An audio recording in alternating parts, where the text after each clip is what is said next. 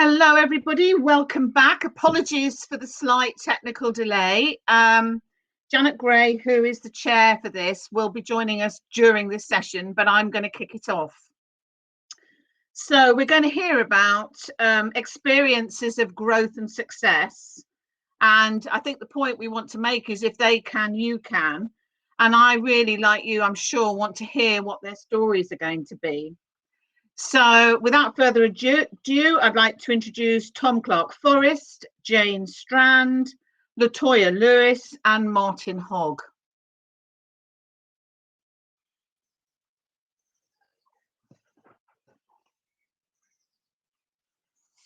So while this group of people are joining us, I just want to share with you what the objectives are for this session. But I don't need to because Janet's now with us. And Janet, I'd like to introduce as the chair for this session. So over to you, Janet, and I will depart. Thank you. Thank you, Sarah. My apologies, I was having technical difficulties. Apple is supposed to be the best, but with 3 devices, one of them decided they wanted to work. So I'm in now. So welcome everyone, and thank you for being in this session. It focuses on the growth of significant growth of local entrepreneurs. And I've actually had the pleasure of working with Jane. I've worked with Martin in the early days as well. With Tom, I haven't personally worked with you, but I've worked with your organisation. And at some point, Latoya, I would love to be able to work with you as well. So everybody's got 8 minutes each. I want you all to think about questions that you can ask, put them in the chat. But overall, enjoy the session, and I think we are going to start with, is it Tom? We're starting with you. Excellent. Yes. If you start going over, I'm going to have a timer. I can be quite strict. I used to be a teacher, so I will tell you the time is up. Okay, off you go. Okay, Brill, yeah, thank you very much, Janet, and good morning, everyone. I had a few IT issues myself, so I'm hoping everyone can hear me okay. Yeah, my name is Tom Clark-Forrest. I'm the founder and CEO of Sport for Life UK, which is a sport for employability social enterprise based in Birmingham, but operating across the West Midlands. What I wanted to do today is give you a bit of our journey of growth, which has been significant since our inception. So we started with no staff and no money, and we've now got 20 full-time staff and about £1 million turnover. And really wanted to just share 5 key things that I think have been really important as part of that journey. And those things are impact, funding, risk, governance and culture. And I'll give a few examples of what we've done at Sport for Life against all of those 5 things. But really quickly, just a bit of background. So we work with 11 to 29-year-olds. And we support them with sports-themed services, which include structured mentoring, accredited qualifications, social action projects, and structured sport that support these young people into tangible outcomes and into sustained employment, education, and training. So firstly is impact. And I think that's been absolutely crucial in our journey over the last 15 years since we started in 2006. And understanding the social change that your enterprise achieves is absolutely vital. Understanding your theory of change, understanding your model, and really measuring the difference that you're making. That means you can go back to funders and commissioners, really evidencing that change and increase the chances of growth and future funding. Just to give a couple of examples of that from my world at Sport for Life. In 2012, after it being in operation for a few years, we really had a big shift from outputs to outcomes. So it was less about the volume and the numbers that we're working with, but much more about the depth of the impact and the changes that we're making with our young people. We really wanted to evidence the change that we make as well. So when we say we increase or transform young people's life skills, or we say we support them into sustainable jobs, how can we actually evidence that? So we started to move towards industry standard tools like Outcome Star that can measure life skills, and really gathering that evidence from our beneficiaries to be able to evidence that change to funders and commissioners. Moving on to the second one, funding, and that really aligns to the impact. So really being able to showcase that difference to your funders and commissioners increases the chances of gaining more funding. Really understanding your ask is really important. What is it you're asking for? How can you articulate that? Diversifying income has been a key learning for us as well. So contracts, grants, large grants, small grants, payment by results contracts, welfare to work contracts, we've really diversified over the years, and that's really helped us. I'd also really encourage everyone to think about full cost recovery and what we determine as cause related. So I'd really encourage everyone that most things are cause related. You know, you need a good IT system, you need a good structure, you need HR, you need marketing, you need all these things to be able to be successful. And I think they really are part of the cause in whatever your social outcome is. And also just an encouragement to really have a focus on understanding the difference between your unrestricted and restricted funding. Unrestricted, as I'm sure everyone agrees, much more difficult to come by, but that's where you can really start to make a difference.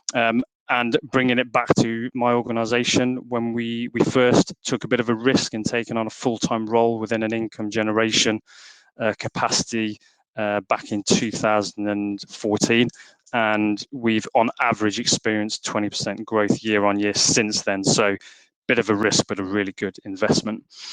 And then moving on to that third area, risk.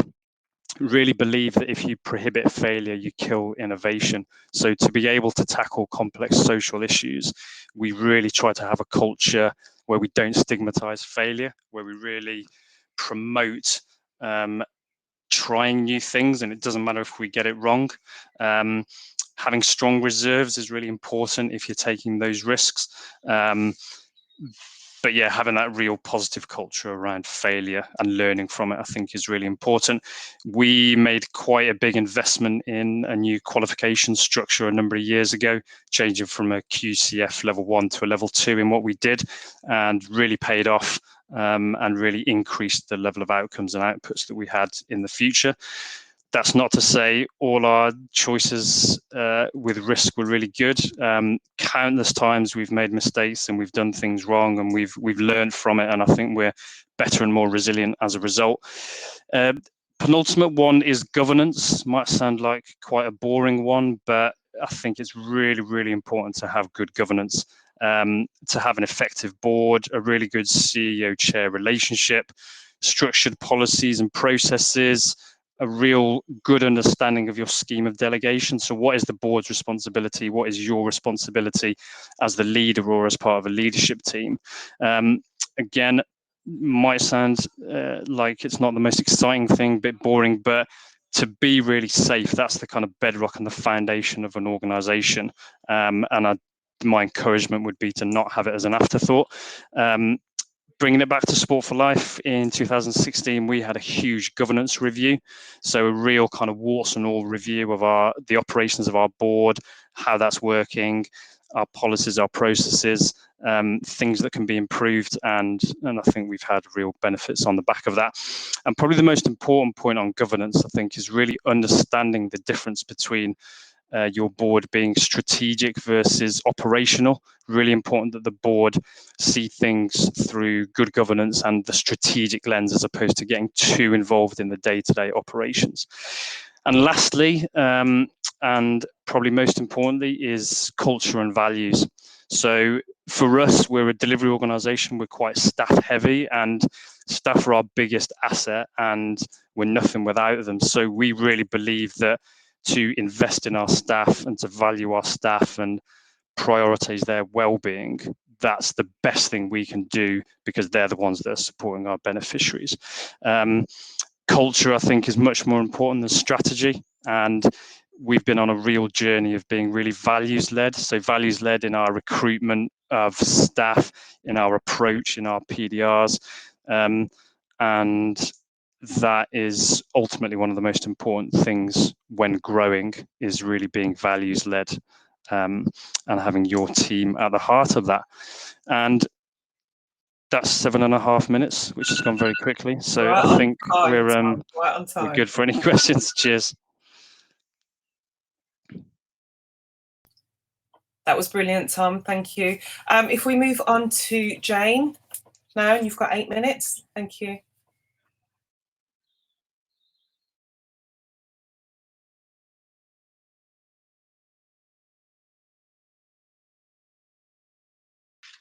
Thanks, Janet. I'm Jane Strand, and founder and director of Base Women's Housing CIC. Some of you might know it was formerly as Oyster CIC. We recently changed our name about 3 weeks ago. So we're still known by many people as Oyster.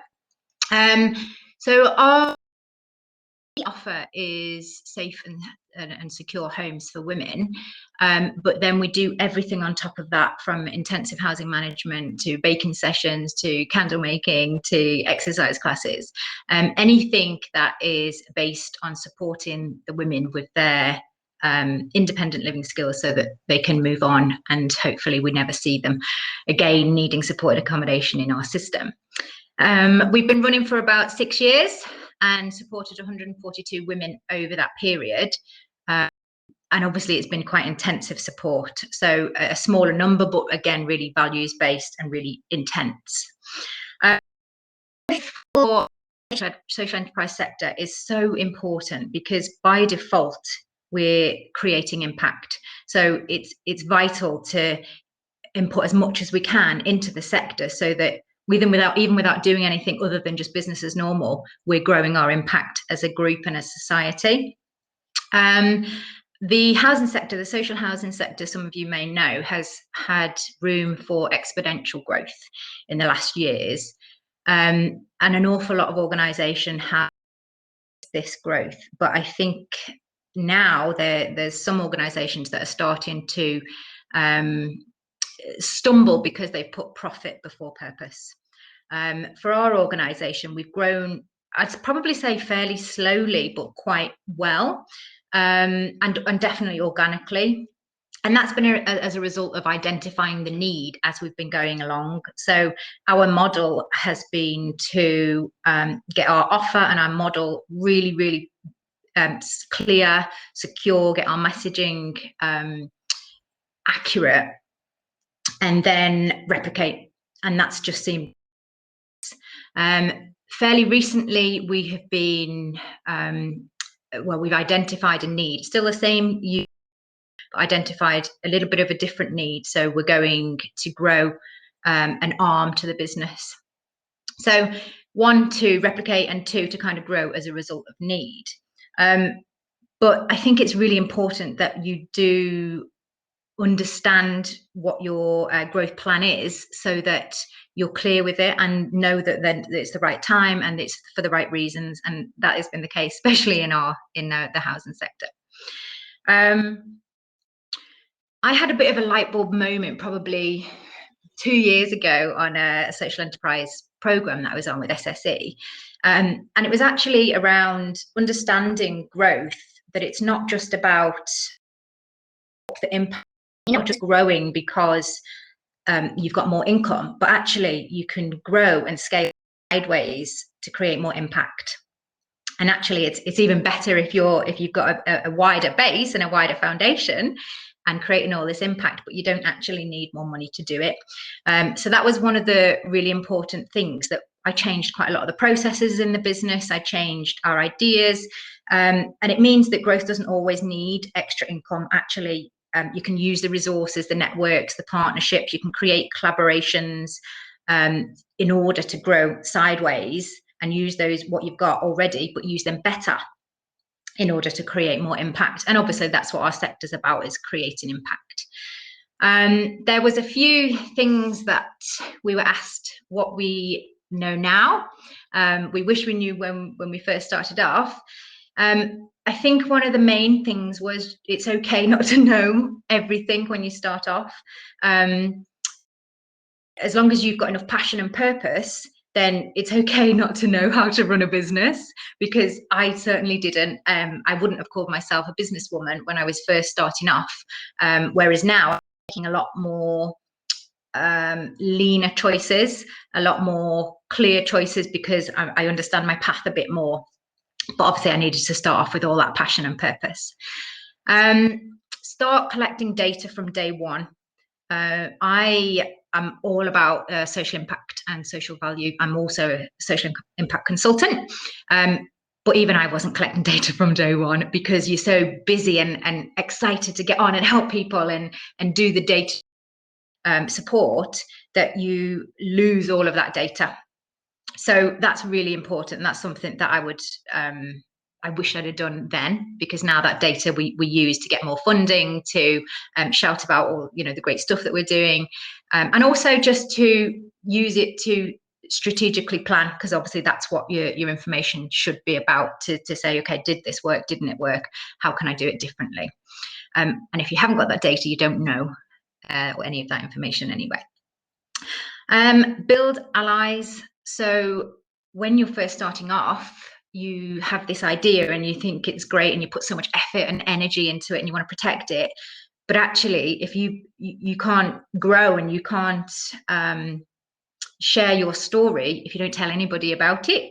So even though you feel protective of that, I think it's really important to get people behind you, the right people behind you, just backing you, because as I said, if you don't know how to run a business, go and find somebody to help you run that business. Or you don't know how to, I was bodging the my bookkeeping, not fraudulently, but just I didn't have a clue how to do bookkeeping, so I went and found somebody to help me to do it, and then I gave them something for their business.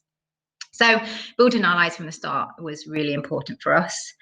Get your message and offer clear. I think that our offer has always been really clear, but as I said just at the start of this session, we've changed our name from Wild Oyster to Base Women's Housing now, 6 years in. And we kind of changed direction. We used to do more community work with women, and now we're first and foremost a safe and secure home, and then the community work. So the reason why we changed that name is to reflect that, and that I've already seen so much more growth, so many more people contacting me, so many more people identifying us in the housing sector, as opposed to, well, what do they do? Oh, they do a bit of that and a bit of that. So getting a clear message has really helped us with growth, and I think that will in the future as well. I think it's also really to mention, and I'm sure you guys are all the same on stage, sometimes it's okay just to wing it, because that certainly has helped for me. And along the way, you don't know everything until you know it. That's obvious. So until we get there, and then once you do know that, then pass that information on as well. And that's what's helped us grow, because now I've got so many connections with different people as a result of winging it, that I can now use as real good business information and offer my skills to them, and in turn get that back. And that's all about partnerships and working together. So that would kind of be my business journey in a nutshell. I think that's your time is time. Can I pass you on to Latoya? Good morning, everybody. I'm Latoya from Rising Stars Property Solutions CIC. I would like to share my journey with you today, and I hope you find it insightful. And we started, basically we do 4 main services, being cleaning, clearance, gardening and construction. And those jobs are for people who are finding it difficult to get into the employment market. And that could be because they're long-term unemployed, that could be because they're ex-offenders, they could be disabled, they could want to change a career. And we do that mainly in the social housing and construction industry. There's been a fantastic new, Public Sector Act, a renewing of the Public Sector Act, and that's going to, I'm sure you're going to hear loads about it in this Stronger Together conference. And that's brought a headlight into how the public sector works with social enterprises. It dropped, well, I can't say it dropped, it came in place in a time when I don't think anybody forecasted this. But to me, it's been phenomenal. It's been phenomenal for social enterprises. And that's because I believe we were taken seriously for once. It wasn't, okay, that's a business and you're a social enterprise. It was, okay, who's got masks? We don't care if you're a social enterprise. We're grateful that you're a social enterprise because you're going to do the impact. And we was treated as businesses first and foremost. I think when it happened, we had a letter straight away when the COVID crisis hit, and they said work has to continue.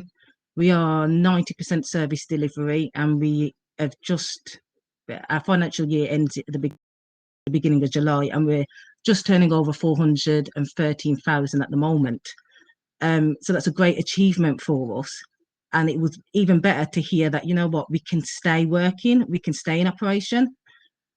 We work for the construction industry, which is a major industry, and the beauty of it was we were still standing. There was no other company that does our services that was still working with the main client, and we helped each other out, and that's enabled us to grow because it's almost like, okay, it's not just rising stars of social enterprise that have got this bit of work, but it's rising stars. They're a company, we can then push them on and do different works.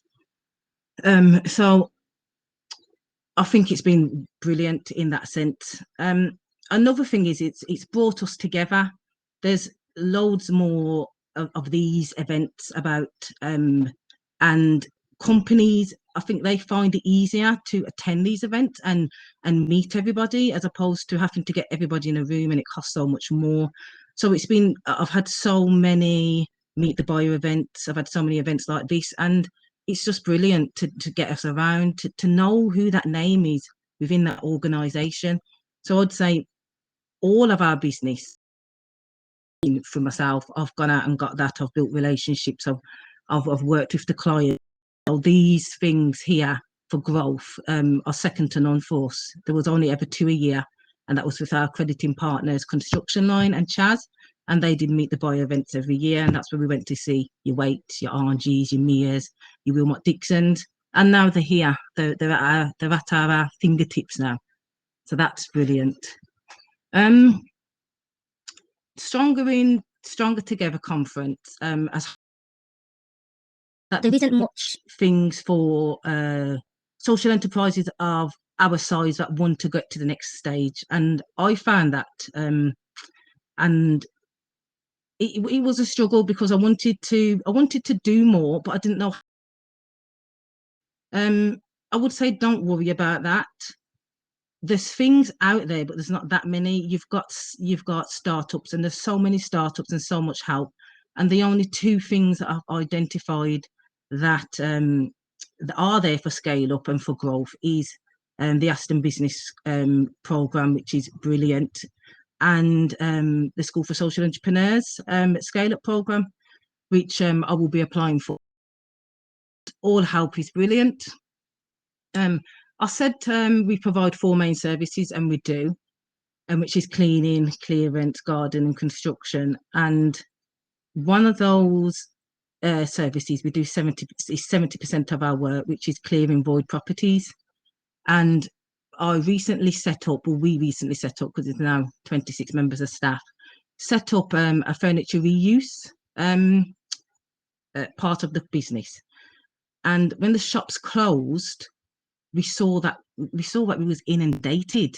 We advertise on Marketplace, we advertise on Gumtree, and we've literally inundated with people that can't get out to the shops but still want to spend their money, which is, of course, we all wanted to do.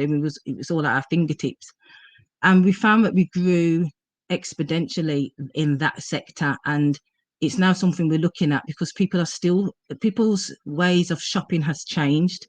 And we've seen that in our growth, and we're now adapting to that, because now we're looking into getting some funding to get an e-commerce website, to get a marketing manager to push that part out. We have so much stuff, so that was an extra bit of cash that came in for us, and we was able to do that. I would say not to worry about funding. If you've got a business idea, I think you should just go for it. And ISC were brilliant for that. I didn't, I'm from the Black Country, and there was no support here to set up social enterprise. And I went down to ISC. I think I'd been referred to them, and they set us up. And I remember one of the advisors said, Latoya, don't worry, just do it, just run your business and your impact will follow. The good stuff you want to do will follow. And that's what we've done. I've gone out there, I've ran a business. And now I'm learning the other way now, how to make a funding application. So in some ways it's the different way around for me. And I've gone for funding because I've seen I can do better things if I had more money. So some of our staff wouldn't ever get jobs. Some of them need a bit more support. Some of them that come to us as work experience, we can't employ straight away, but they need to be signposted onto different agencies. And those sort of, I think funding helps for that. Another thing was getting our impact solid. What does Rising Stars do? And how do we do it? What I want to do is I want to bring people into Rising Stars that are at a time in their life when they want to change. They want to be given a chance and they want to turn their life. For me, I couldn't envisage not going to work or not having something to do in the day, not having someone to talk to. It just does so much wonders for your well-being. And we want to be that platform for people to come in, get work experience, get training, and then get a job and then take their social mobility to the next level. And then that breaks cultures. Mommy and daddy are going to work. Mommy's gone to work. Daddy's going to work. I'm going to work then. And it just, I think, creates a brilliant sense of well-being for the community, for our staff, for us. I'm so sorry to interrupt you, but your time is up now. I didn't time myself, Janet, so thank you for that. I got a time back. Right, moving on to Martin. Thank you, Latoya. You're welcome.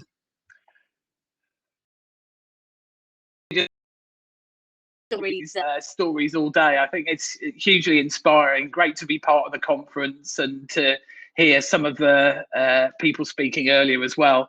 I've got some top tips. I'm going to put them in the chat because I'm a bit of a rambler. So if I don't get to all the points, you know that you've got them in the chat. I'm the founder of Citizen Coaching and Counselling. Started back in 2005. And really, I set up the social enterprise. Partly the sort of push factor was been working with blue chip companies for nearly 20 years. And as I got higher in the organizations, I started to see the contempt for people. And sometimes that wasn't just the staff, that was the clients and the customers as well. And I hated the way that profit was always put before everything else. Totally in support of healthy, sustainable enterprises, but I felt that in the places where I work, the balance was clearly off, and I wanted to do something different. And I worked on a community project, first time I'd ever done it in my life as a volunteer. And after 9 months of doing it, I was really hooked, and I realised all the coaching experience I'd had working for these big organisations could be used in the community, but some of the issues ran a lot deeper, and I started my counselling training. And as soon as I was qualified, citizen coaching emerged 15 years ago, and it's grown from me in a tiny room through to delivering today 20,000 counselling sessions a year, and that continued throughout lockdown because of counsellors already been able to work online. We were just able to extend that further and work with those clients and retain them. So I'm really proud of what the team have done. And when I set up Citizen Coaching, I very much had this idea that it was a kind of Robin Hood business, really. So we would be delivering counselling to the people who could afford it, and the money that generated meant that an equally good service with the same people could be offered to those that couldn't afford it. And I think every time I make a big decision, I look back to that and kind of measure up and say, you know, should we be tweaking that, or is it what we do? And I think that the primary thing of what we do is to deliver timely, jargon-free, accessible counselling to people in a friendly environment, and that's how we've kind of grown what we do. So there's sort of 8 key areas really that I want to talk through, just to talk about the story. And I think, as you know, many of you said already, that it starts with solid foundations. And I think right from the beginning, if you are able to use even a very crude way of measuring your impact, we use something called the work and social adjustment scale to measure impact in 5 areas, which ultimately says, well, yeah, we delivered it. Yeah, we did what we said we were going to do, but ultimately with these 5 areas on the scale, what impact did it actually have to somebody's everyday life? So we use that, and we use now Salesforce, a customer relationship management system, to track all that. It's about having the right people, the right processes, a replicable system, and to make sure increasingly as you get bigger that you have all the compliance and the legal stuff right as well. So solid foundations is the first one. I think step change growth. I learned very early on that even though we were making a profit every single year, we were sustainable, we were always put 100% of that surplus or profit back into the business, it was never quite enough to have a step change. And sometimes there was grant funding 10 years ago or so to be able to help you with that. And we really, took advantage of, working with Unlimited, and School for Social Entrepreneurs growth program was brilliant in there. But also we started to look at social investment. So we're on to our 3rd social investment now. We've worked with Key Fund and Resonance West Midlands SITR fund, and also we realised that we had a contract that that was a statutory contract, and we wanted to do it, but unfortunately the payments were lagging 2 or 3 months behind. And we went to ART, formerly known as the Aston Reinvestment Trust, now known as ART Business Loans, and looked at just getting a short-term cash flow loan until the money started coming in month 3. So I was listening to Alistair from SSE's presentation earlier, and he was talking about broken markets, and definitely mental health is a broken market, because the people that would most benefit from help with their mental health are often not able to afford it. So we very much look at that step change growth. We're able to see as many people as we can. The 3rd one is really take opportunities, but I think the challenge is to stick to the knitting. I think when we've gone outside of delivering counselling and coaching, we've done a reasonably good job. But I think there's something about, for us now, going back and really having counselling and coaching as our key thing. Sure, there's some funding that comes up around the Commonwealth Games, but that's not for me. Maybe that's for Tom and his organisation. We don't need to expand into those areas. 4, seek like-minded partners. So working with Living Well Consortium's been very good for us. You have to have the similar values. You need to be able to trust each other. You need to be fair in the way that you deal with each other. And I think having a good established partnership or consortium works with that. 5, reputation is everything. And I think certainly in the counselling world, if you got a reputation for not being able to operate in and deliver what you said you were, which was this timely, friendly, jargon-free service, you'd soon be found out. And the challenge comes as you scale up to what we have now, which is 45 counsellors. It's about how do you maintain that quality and go through that. 6, I've put about measuring impact, not just as a academic experience or measuring impact just because someone says it. Measure it because you really want to know how you can tweak your services, get better, take feedback from people as well. 7, learn to let go. The one I struggle with the most. Again, I think it's a trait. A lot of social entrepreneurs, you start off, you're in charge of everything. You want to do everything yourself. And for me to be able to let go and let other people do it was a huge thing when I learned to be able to do it and trust to do it. And having the right board in place is important. What you want is a board with a contribution focus where people help you. What you don't want is an itty bitty shitty committee that pick over everything you do and make life more difficult. People should be there to help you. And finally, I've put be bold, be clear, and make a difference. And I don't think anybody on the panel today can not be accused of not doing those things, really. So there you go. I didn't start my timer, so I got no idea what that You was. actually had 25 seconds left, so well done, Martin. Okay. No, brilliant. Thank you, everyone. Unfortunately I can't get to ask any of the questions because we're running short on time for the next session at 10:12. But what I wanted to ask really quickly from everyone is, could you just give everybody just one big of advice or observation that you'd like to leave with everyone, and you literally have 30 seconds each to do that. Did you get that, Latoya? I know you just popped back in the room. Just all I want is 30 seconds, literally 30 seconds of one big tip that you can leave with everybody else. We've had loads of brilliant advice and information from you all, and I've taken notes myself in how I can move forward. But what is the one big tip that you can give everybody based on growth and moving forward? We'll start with Tom. That means the others have got time to think about it. Yeah, that's fine. So I would say most important, be values led. Be really true to your values. I think authentic leadership requires that you do that, being open and honest with your staff, challenging everyone against those values, recruiting people against those values, and that's the kind of the real core of everything you do. That's mine. Thank you, Tom. Jane, can you go next? One big tip.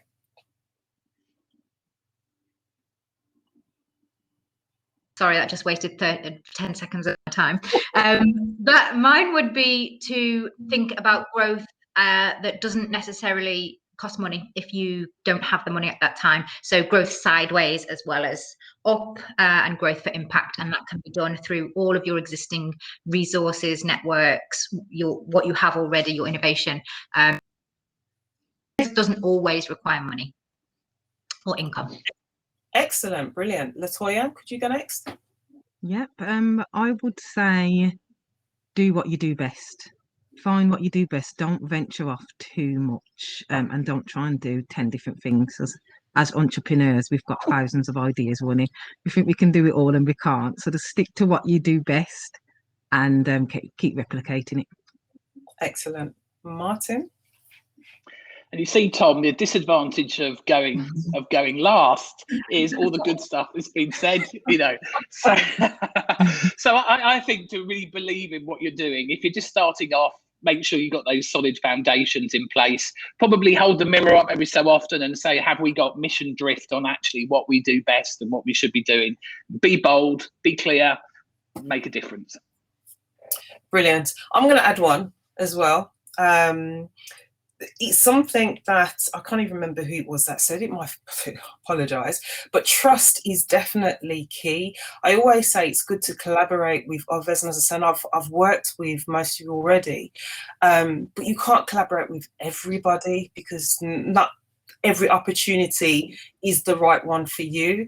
But it's being open-minded that sometimes an opportunity that may come your way may not be for you, but it is okay to pass it on to somebody else. Sometimes, like Latoya said, we have 101 ideas, and being a creative, my mind is constantly doing this and I write everything down. But I know that not every opportunity is the right one for me. I'm not going to say yes to something if I know in my heart of hearts that I can't do it. I've got a staff team of just one person, and that's me. And anybody that knows me, I do a lot of work, but I like to share. Everybody's got to eat.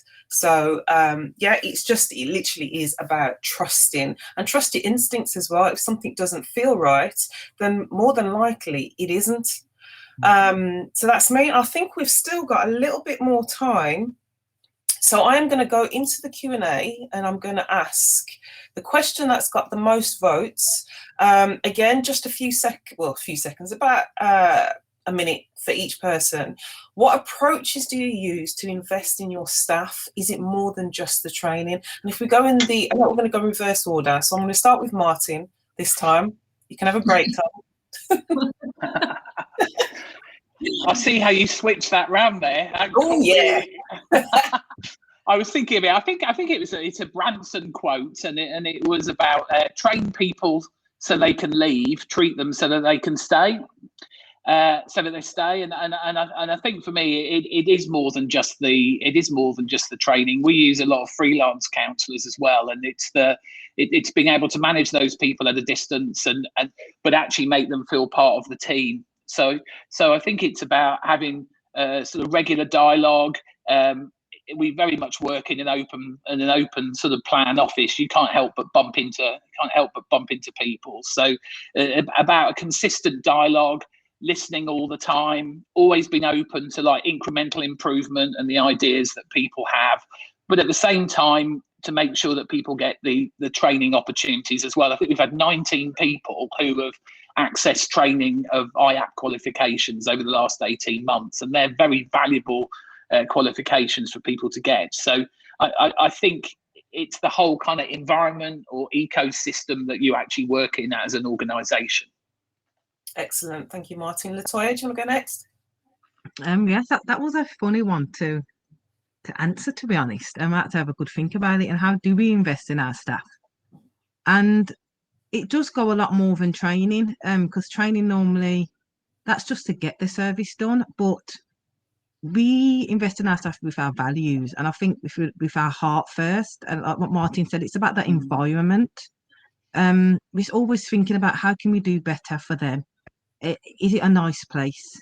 So it's about care and love, and one of our values is that we've got a big heart, and I think that goes a long way with some of our staff that don't have anybody or have never felt loved before. Another way is we use a reward framework, so I could say that's investing, and they get a present at the end of each month, and they tend to buy into that, to be honest. And that's all I'll say. Brilliant, thank you, Latoya. That's lovely. Thank you. Jane? I think it's really important to bring the staff on your journey with you. So whether that's change or growth, to bring them along. Time is one of the main things that we invest a lot of. I invest a lot of time in the staff, and we have like a peer coaching program. So we don't have any kind of authority unless it's really required. I don't work with authority, so oftentimes they'll coach me on things as well. That tends to work. I give them so much autonomy over time, their movements, their schedule. It's investing in them, showing that I've got so much trust in them, which means that they buy into what we're all doing as a team. Involve them in the growth plan. So we've got a new property. Next week we're having a painting party. So it's just a nice day out of our normal work. So that's useful to do something that's a bit different. We also obviously invest training money so that they can, in their personal development as well, rather than just their professional. So if they wanted to do something personal, then we would work with that. And we also regularly reflect on impact and outcomes of our tenants together, to do that together so that they feel proud of themselves and that they feel that their job is really worthwhile. And I think that's really important as well, so that they know that what they're doing actually is having a huge impact on other people's lives. Excellent, thank you, Jane. And Tom? Yeah, thank you, and echo all of those comments. Really believe in what everyone's just said. Yeah, I think it does go more than training, as everyone else has said. I think prioritizing staff's well-being is really important, and I think COVID has taught us that more than ever. We've got a well-being committee at work, which its kind of sole role is to promote staff well-being and have socials and things like that. I think empowering them, I know Jane spoke about autonomy, not dictate but really empower them and give them the kind of autonomy on leading on different services, etc. I think really valuing staff as a team, so really getting their input into your direction as an organisation, consulting on strategy, etc. I think the other thing is that line management relationship, really important as well. So it's a two-way relationship, really understanding the wants and needs from both angles. We do an activity which is around that wants and needs. So that will really vary from staff member to staff member, actually being open and honest about that, understanding what each staff member wants from their role and why they're in it. is really important. I think good benefits, rewards, including socials, and yeah, lastly, just that authentic leadership I touched on earlier, just being open and honest with your staff as well. Excellent. And that's it. The one thing that I've got from what everybody said, and knowing from coming out of working for somebody else, is the importance of community and a family environment with who you work with. And I know when I have a staff team, I will treat them like they are my family, and I love every single one of them. So in saying that, we have come to an end. Thank you so much to Martin, Tom, Latoya and Jane for your insightful and your brilliant tips and insight into your businesses. The next session is Places, Networks and Partnership. So if you stick around, go and have a chat and refresh. And thank you all. And if we can give them a virtual round of applause, because they did absolutely fantastic.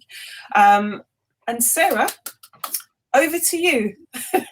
Thank you very much for a great session. I always think that hearing about what happens at the coalface is so important in the context of talking about growth and sharing. I just want to thank you so much for being really honest and sharing such great experiences. So thank you very much. There's a very quick 5-minute break before the next session. So off you go and do a quick bit of networking. And then we're going to talk about places, networks and partnerships. And this is actually really important. I think it's something that we need to be aware of in terms of where we're located as businesses and what opportunities those locations can create. So a slightly new kind of theme that we're introducing here around growth. So thanks very much and see you in 5 minutes.